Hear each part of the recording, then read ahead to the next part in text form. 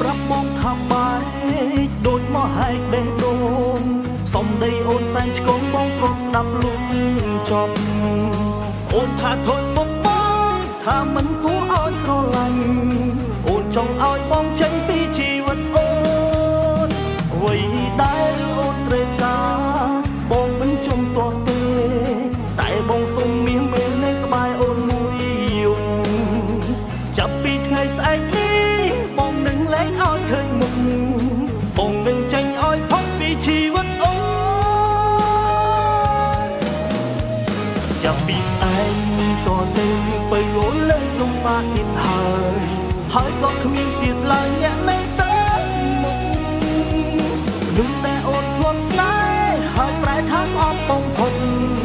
នឹងចាក់ចេញឲ្យផុតមិនវិលវិញទេចាប់ពីស្អែកនេះតទៅទៅអូនលែងលំបាកទៀតហើយតែគង់យំដងហើយប្រាប់ថានឹងបងអ្វីដែលអូនត្រូវការបងនឹងបងវិញបងនងអូនមិនស៊ូនអងពីហេតុផលបែ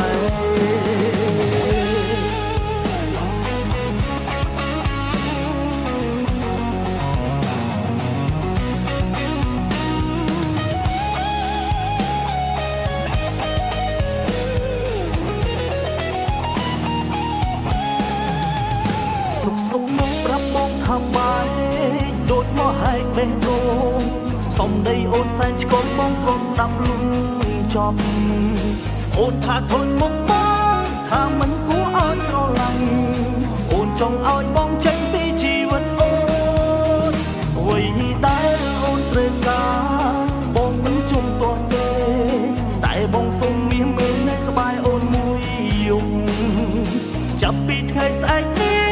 បងនឹងលែងឲ្យឃើញមុខបងនឹងចេញឲ្យផុតពីជីវិតអូនចាប់ពីស្អែ